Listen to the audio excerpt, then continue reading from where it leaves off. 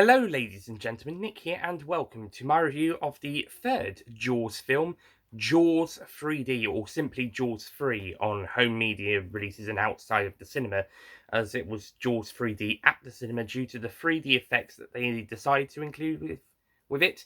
A couple of other horror films had done that previously. Also in the titles itself, it's Jaws 3 with Roman numerals as opposed to the number for some reason. Make your mind up on what you want to call this bloody film. The same happened with Iron Man 3, where it was marketed as Iron Man 3 with the number, but in the end titles, it's Iron Man 3, the word. Make your damn mind up. Anyway, Jaws 3. The plot of this film sees Mike Brody now working at SeaWorld. I'm not exactly sure where. Western American state, I think. One day when the aerobics team, the ski aerobics team, are doing some practice, a baby shark follows them in and it goes into the lagoon at SeaWorld. Its mother then follows and causes the gates to get damaged, so that they have to send someone down to fix them, only to then be eaten by one of the sharks. We also later see some people trying to steal some coral, who are also eaten by the shark. Those deaths are unnecessary and pointless because nobody acknowledges they even happened. Later in the film, we just see it happen, and that's that. The other death, the one at the gate, does get brought back up again later on. But the coral thief people, no, they were pointless. They were just there to expand the death toll up by 2 more people. Anyway, Mike is joined by his brother Sean, and Mike's also got a girlfriend who also works at the SeaWorld, and they're training dolphins, and then Sean meets this girl, played by future Mrs. Lorraine McFly from Back to the Future, Leah Thompson, and they just have a bit of fun together and do some stuff, and then they try to find this the missing guy who was on the gate. They try to find him, and they encounter the baby shark, so they capture it. And although they initially were thinking about killing it, and they've got this British guy here who is prepared to kill it, Mike's girlfriend thinks it's a good idea to keep it in captivity and put it on show, which ends up being a bad idea as the shark kind of dies in captivity a few minutes later. A few minutes in the film, I should say. Whoops. Meanwhile, the mother shark is hiding out in the ventilation, in the filtrations, and it's probably not very happy to see its baby get taken into captivity, and it's probably pissed to know that it died, if it somehow knew it died. So it then goes on an attack spree across SeaWorld as it then attempts to eat everybody and just go around the park. Yeah, basically doing that. The usual shark stuff in these films.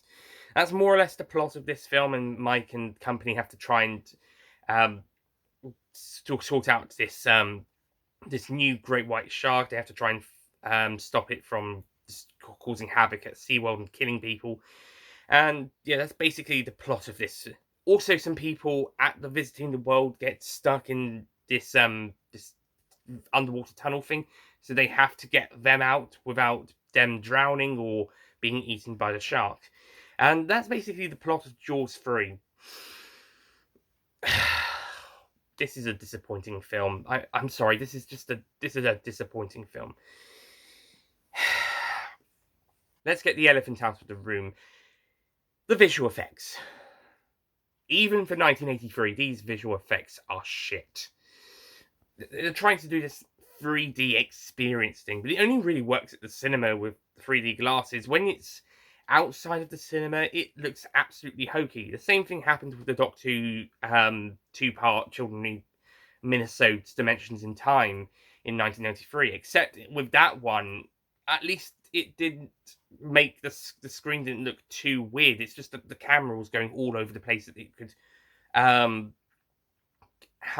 it can make the 3D effects, but on it if you watch it in 2D, it still looks fine. It's just that the camera's constantly moving. Here, watching it in 2D, there are some bits that look fine, usual typical movie, and then there are some bits that just look completely awkward and pretty bad. There's some pretty weak visual effects if you're watching it in 2D. I don't even know if they were that good in 3D, to be honest. I mean, the way that they look rendered look pretty poor anyway. And it's uncomfortable that some of them are just lingered on screen for a few seconds just so that they can experience the 3D effect, but it just looks so bad. Especially in 2D, it looks so bad. And there's also some bits of footage that look like they've got some of the 3D effect on them, like the red and the blue kind of haze that you would see on a 3D film or a 3D printing of a film without the glasses, except, well, maybe not too much. I mean, though what I'm described just there is like it's all fuzzy and 3D stuff, but in this film, it does look like there's some shots that do have those bits of blue and red kind of simped into the picture. I don't know if that's an effect of it being a 3D film, or if there was just something wrong with that footage, or if the restoration didn't go very well for its DVD and Blu-ray releases. That being said, the opening before we got to the first visual effect did have the best looking underwater sequence. It was nice and clear, and the camera was moving pretty well as the shark moved around. But once it got to the first chomp, its first meal of that fish, and then from there on, the film kind of looks all right, I guess. Typical film. Looks well. There's some, again, like the second film. There's some odd shark attack moments. Actually, one shark attack moment that is a bit hokily shot and edited, and ends with one of the awkward CGI, not CGI, awkward visual effects. With the arm. I think the fish one also got a hokey one as well. There's a little bit of hokiness. The worst visual effect in this film is when the shark, or visual effect moment, I should say, is when the shark breaks through the glass towards the end of the film. It glides up to the glass and then nose smashes through the glass. But the bit of glass that is used in the effect is quite small in comparison to how big that window is. When seen in other bits of the film, and then the small bits of glass, it looks so fake. It looks incredibly fake, and then we cut to water flowing into the control room and flooding it. The visual effect beforehand looks so fake that it's almost, without that next shot, you wouldn't believe anything actually happened. It looks so bad. Okay, visual effects aside, what about the story? Does the story at least hold up? Not really. No, the story's a bit dull. Not really much actually does happen. It's just an excuse to have another shark attack. This time at SeaWorld. So it is a nice change of locations. We're not just doing it on Amity Island all the time. But yeah, it's not that interesting. The characters aren't that interesting. I did like them, but that's more for the rapport with each other and how the cast interacted with each other rather than what the characters themselves. I knew Mike and Sean were going to get out of this film okay because they're in the next film, one of whom doesn't make it out okay. But as for other characters, there's some all right. The doctor person that Mike's seeing, she's okay, I guess. She comes up with a really silly idea to have the baby shark kept in captivity. What is it with this film series and having characters do stupid stuff for stupid reasons? I suppose that's a trope of horror and thriller films, but my goodness, this was just dumb. I can see where she's coming from, but yeah, not a good idea. Though I wouldn't have agreed with killing this shark, the baby shark, because it was a baby, and they don't know about the guy who went missing being attacked by the shark yet, or the other two coral reef thieves. They don't even know those guys at all. They don't even see their car on the road and wonder, oh, who's that? Those coral thief people, as I mentioned already, were fucking pointless. They were just there to have an extra 2 people on the kill count. And even then, I'm not even sure if those ones were the mother shark or the baby shark. Probably the mother one, because it seemed that the mother one was more responsible for the other attack. But anyway, so the doctor person who trains the dolphin, who's dating Brody, she's an okay character, and the actress does a good job in the role. But I'm not really that worried about her too much. She's not the character who ends up marrying Mike in the next film, I don't think, judging by the names of the cast list, so the character names.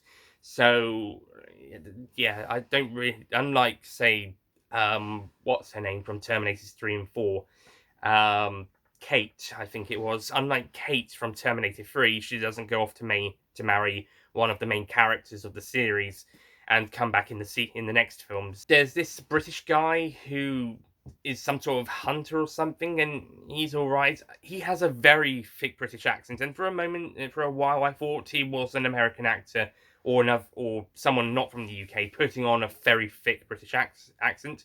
Looked him up. Oh no, he's actually from the UK. So he's just got a very thick British accent. I expect American audiences would have wanted subtitles for that character. He's got this kind of guy joining him. I think he's also British. He might be Australian. I'm not sure. But he's also got this other guy who's just there, and he has the guy who follows him around is actually kind of funny later on when he thinks the British guy with the very thick British accent is dead, and he's like, "No! Ah, where are you? Ah!" Oh my god, that was. I mean, what did I just do there?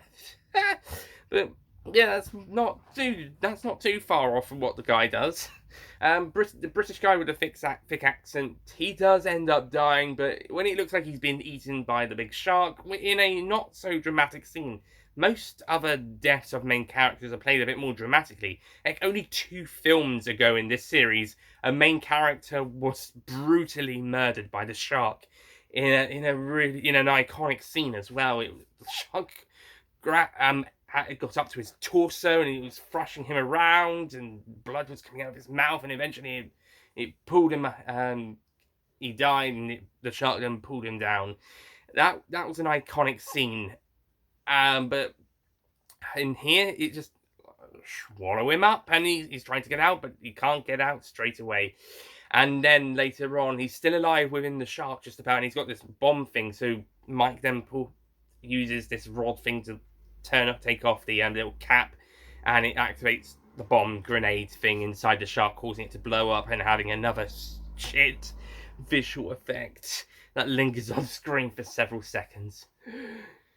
The park owner is also a bit of... He kind of reminds me of the mayor character from the first and second films. He makes some stupid decisions, but he's not a heartless person. He's got a heart. He's worried for his friends or co-workers or employees, whatever. But he is a bit of a pompous idiot.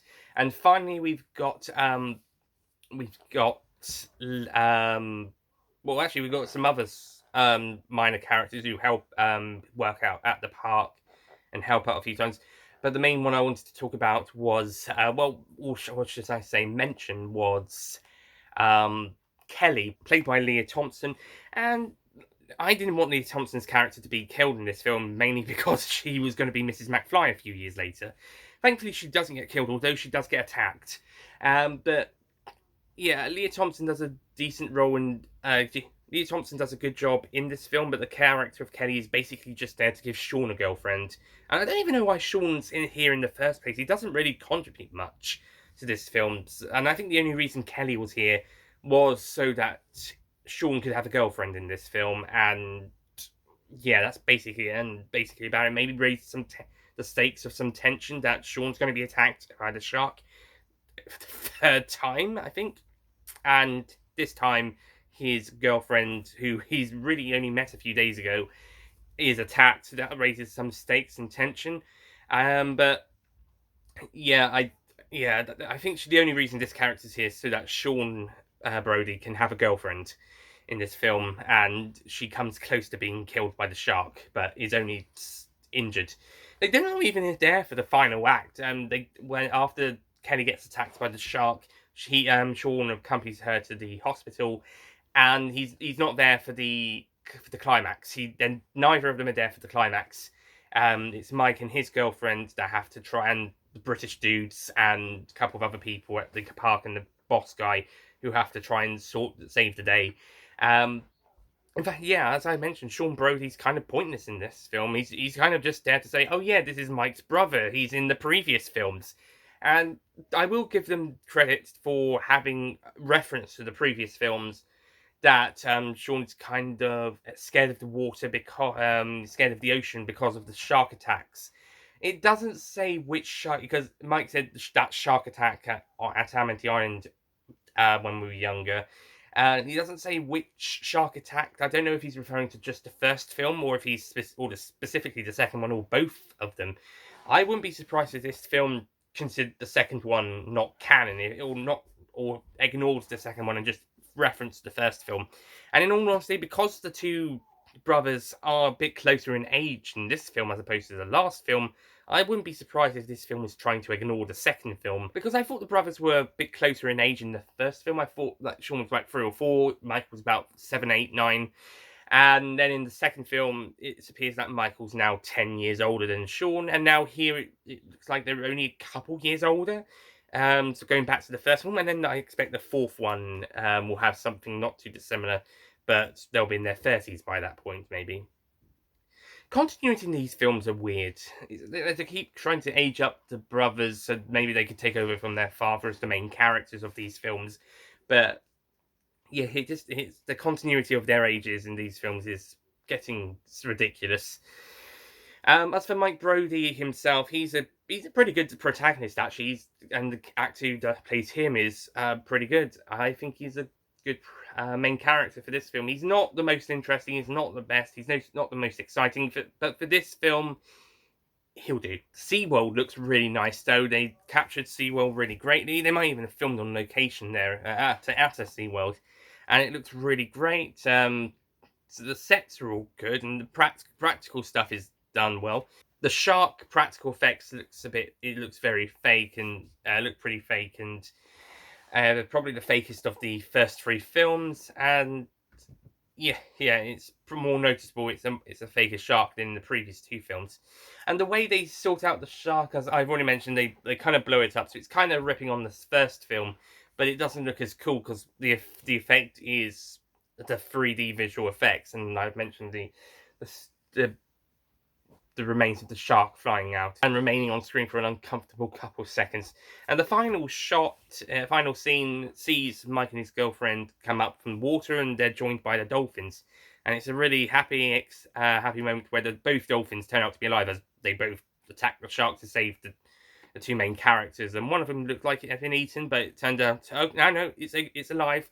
They're both alive, and the movie kind of again, like the second film and the first film, actually, it just ends after the shark has been killed. We take a minute to take a breather and wonder if one of the dolphins made it okay, and then it turns out, oh yeah, it's okay, and they're both okay, and the two, there's some visual, it looks like visual effects. Dolphins come up to the midway in the screen, and then the film pauses on that shot for a couple of seconds, and then rolls credits. Yeah, it looks like it's following the trend of the previous 2 films where shark has just been killed, a minute, maybe, or a few seconds to maybe a minute of the characters recovering, end film. Again, this film probably would have had consequences. The events of this film would have had consequences on many people, and we just stop on the dolphins mid-shot jumping into the air, and we hold on that for a few seconds, and then the film ends. Final thing to talk about, the music by Alan Parker. And I forgot to talk about the music of the second film. I love the music of the second film. John Williams returned to score that music, and it had some really nice, calm tracks in there before building up the more tensionous tracks. It was really great. I did mention it in a texting in the review, but that's because I forgot to talk about it in video.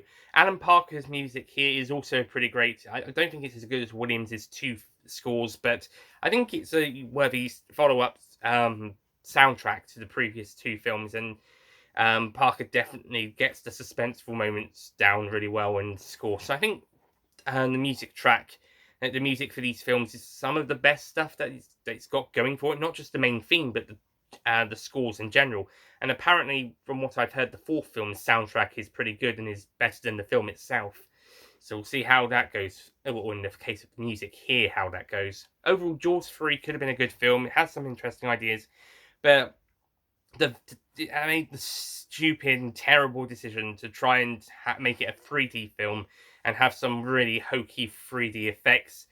The plot itself is a bit thin in places, and the characters aren't always that interesting, and it's just a bit dull in places. It's just, I'm not sure what it was. It's just not as much exciting as the previous two films. It just is a little less exciting. Because of that, we don't really connect with the main characters that much, besides the brothers being in the previous two films, and it doesn't quite work on the character level for them. And similarly, it doesn't quite work as a scary shark horror thriller film. There's some decent kill moments, and whilst it's not got the highest kill count of the series, it does have the most gruesome post-shark attack remains. With the guy on the gate, that was a pretty gruesome remains of the body that pop up, and yeah, that was actually a pretty great scene. Despite one guy pushing the face of a girl against the glass, and the face of the dead body basically exact right opposite. But yeah, it was still that was still a great moment, and the dead body. This is probably the most gruesome post shark attack remains of a in the series so far. But apart from some good moments, this film doesn't really have a lot going for it, and it's not really that interesting. I did have some fun with it though in places, and the characters the actors do really good job interacting with each other, so it does make me believe the characters do get on well with each other. But in terms of a story, it doesn't quite hit the landing so much, and I think these visual effects really let it down, especially for even for 1983, they're pretty poor. So I will be giving Jaws 3. If it wasn't for the visual effects, if they weren't 3D visual effects, I think this film would have been a 5 out of 10. There's still some good stuff in it, but because the visual effects are so bad, even for 1983, I will be giving Jaws 3 a 4 out of 10.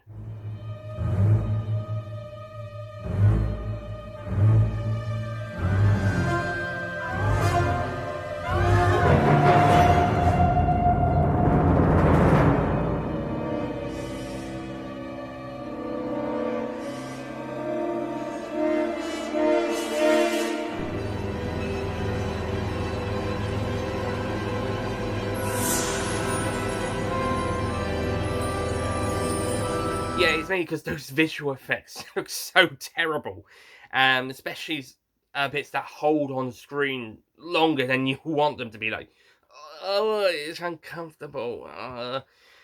If it wasn't for that, this film could have passed as a mediocre film, but as it is, it's a mediocre going on bad, or low bad. It could have done better. Could have done better. So that's my review of Jaws 3, or Jaws 3D. Thank you for watching. Next time, the fourth and final film of the series, and the one I've heard is widely considered the worst, Jaws the Revenge. They couldn't even be bothered to number it. So, yeah, thank you so much for watching this review. I'll see you guys next time for the fourth Jaws film, Jaws the Revenge. I'll see you guys then. Goodbye.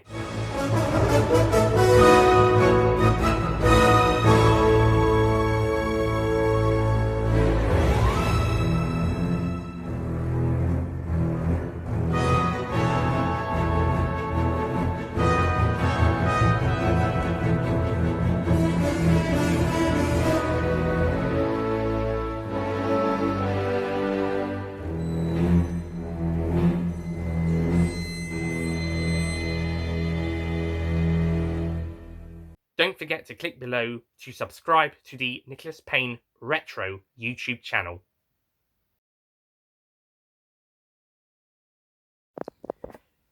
No wonder they just went to film.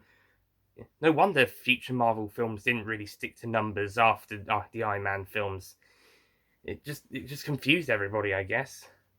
No wonder Marvel films afterwards didn't really use numbers that often, if at all. Only Guardians of the Galaxy, I think.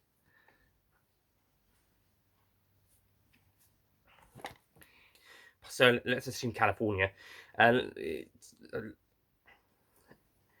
One day, whilst this only to be there to air. So that's a good.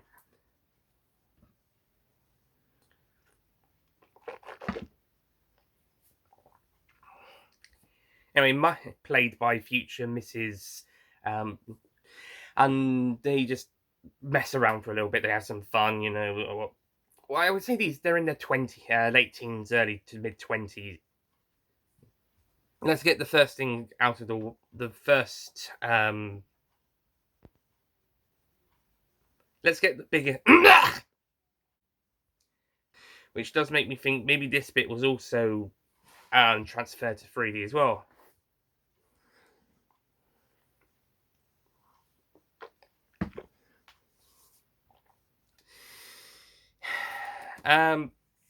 Yeah. Then again, I wouldn't have said kill the baby shark immediately. For starters, so yeah. But he is a bit of an idiot with making certain decisions, and he is a bit of a pompous idiot. But he is a bit of a pompous idiot.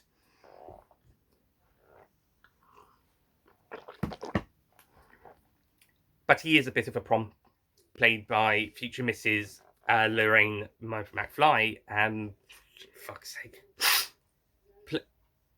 because that film.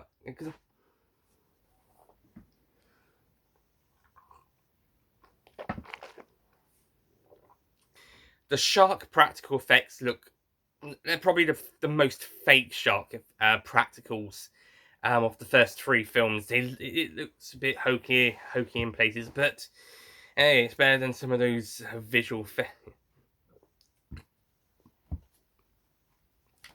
I'm just holding on screen for an uncomfortable.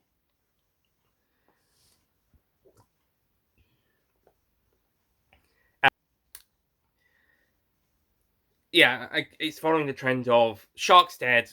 Maybe 1 minute to recover the carrot. The characters just be great. So